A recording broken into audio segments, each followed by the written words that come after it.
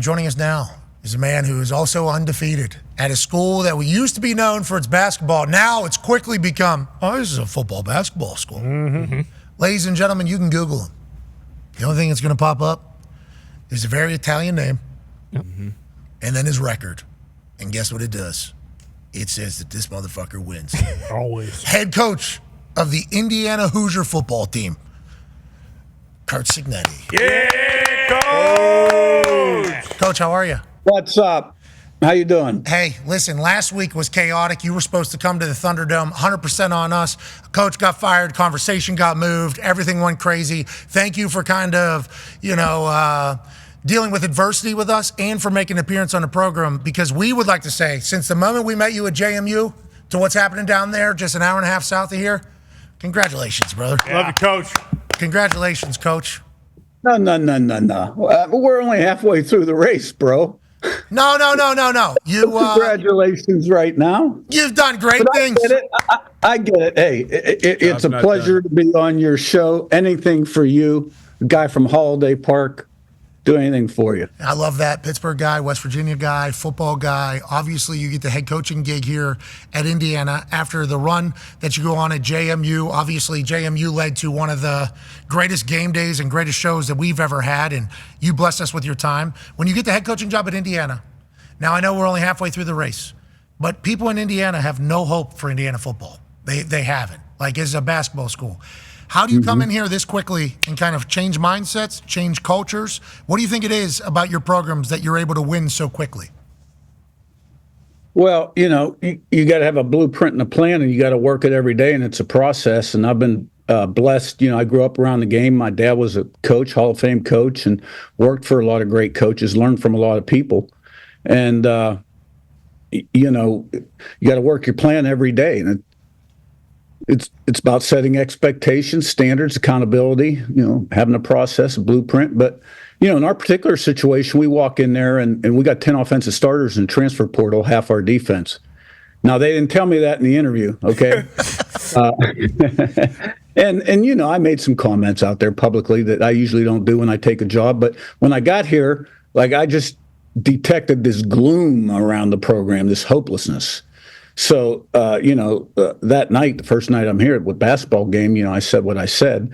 I had to get a reaction from the crowd, 17,000 strong, but I also had to set expectations, and what we were going to be about and get people excited. So, we recruited 22 transfers in December in 3 weeks. A lot of guys that were 2 and 3 year starters at the places they'd been in the past, high character guys that could play football, 3 seasons of productivity, good durability.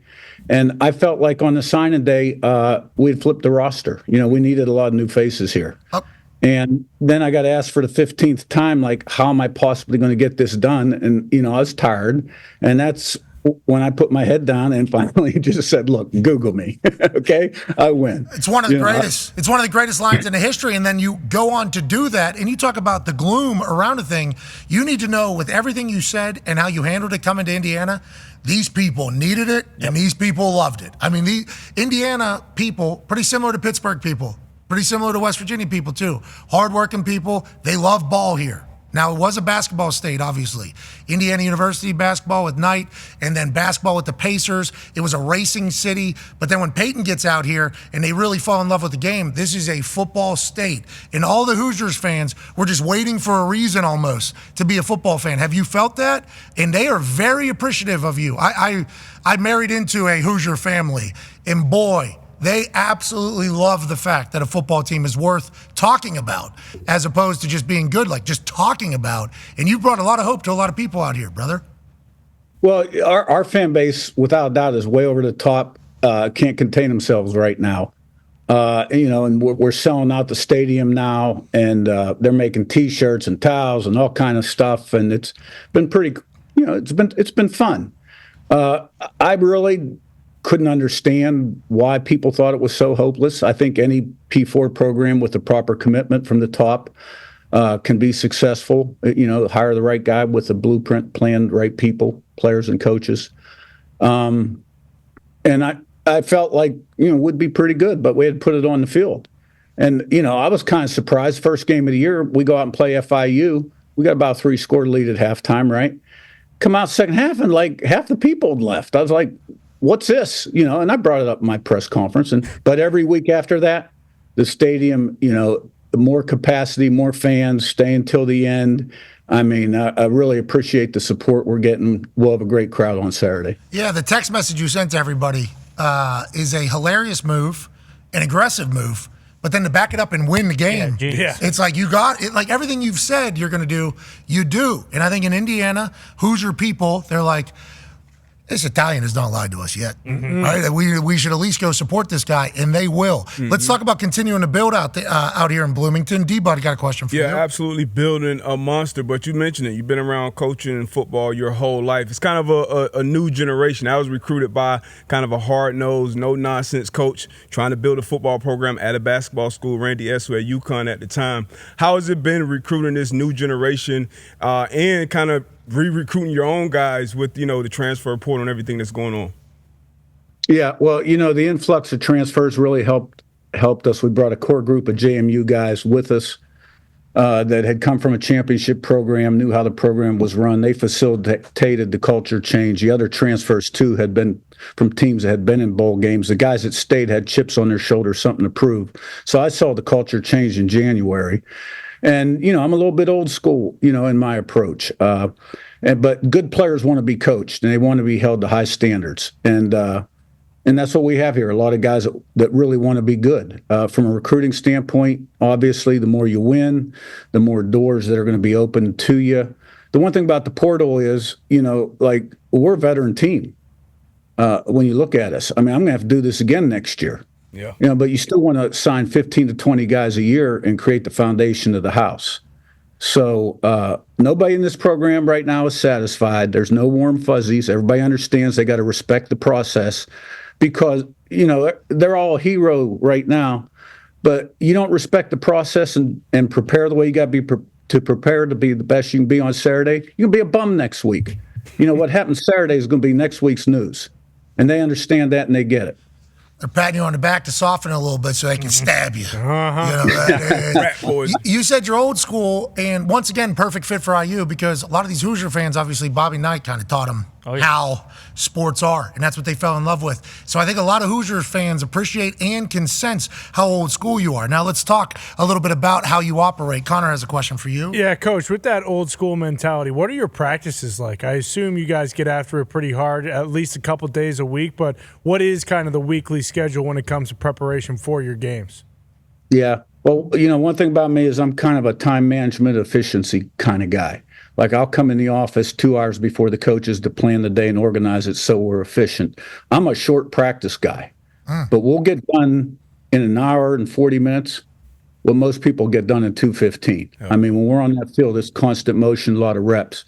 But I believe in keeping them fresh, physically and mentally, for Saturday. I mean, nowadays with MRIs, X-rays, they find everything. So you got to keep them healthy. And we got some areas we're not real. We don't have a lot of depth. Let's face it. So we can't afford an injury in a place or two. But I like to get on and off the practice field. And we're the same way in the office. We come in, we get our work done. I don't make them stay till 10 at night. When your work's done, leave. You know what I mean? I'm in at 4:30 in the morning. I don't ask them to be. So I've got coaches on my staff been with me 9-10 years. My two coordinators, I hired them for $6,000 at the D2 level. Now they're Big Ten coordinators. And they'll be in high demand. But I've got a lot of people who have been with me a long time. But the players like the way we run the program because I think people don't like when you waste their time. Like, keep a guy in a meeting for 2 hours when you get it done in an hour and 15 minutes. Be on the field 2.5 hours when you get it done in an hour 35. So, but by the same token now, gotta go. We're going to hold you accountable. There's no BS. Like, you buy in or you buy out. You know what I mean? But like I said before, good players want to be coached, and they want you to develop them to be the best they can be. Everything you said there, every player on this stage was like, hell yeah. That is exactly what you want to hear. Obviously, you're going to be hardworking during that time, but we don't need to waffle. We don't need to waste anybody's time here. We don't need to be desk watching this entire thing. Now, speaking of that, there is a couple added little adversities maybe that I don't know if you've had to deal with. How old are you, Coach? I am 63 going on 42. Nice. Hell yeah. I can tell. Well, I'm not 42 yet, so that sounds like 42 is a good age. I still got a lot to look forward to because you're crushing it. AQ has a question for you about this new Big Ten world. Yeah, Coach, the Big Ten obviously expanded west, and I'm just wondering, like, how does that affect your travel schedule? Are you guys able to go out on Thursdays? And do you think it's as big deal? I think you guys were the only win up until this past weekend out west. Do you think it's as big of a deal as they've been making out? Oh, that's a good question.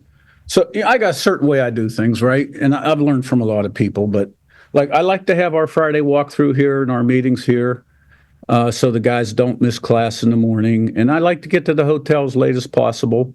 I don't like spending a lot of time in a hotel, and we'll get there, feed them, maybe have a quick meeting in the evening, and get up and play.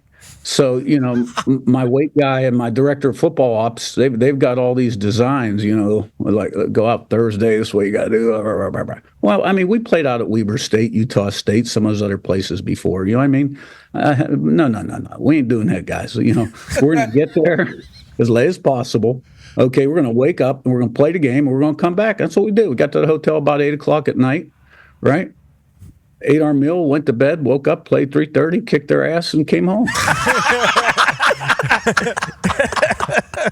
Coach, you're the best, man. Love this guy. Me too. Yeah. I am so thankful you stopped by.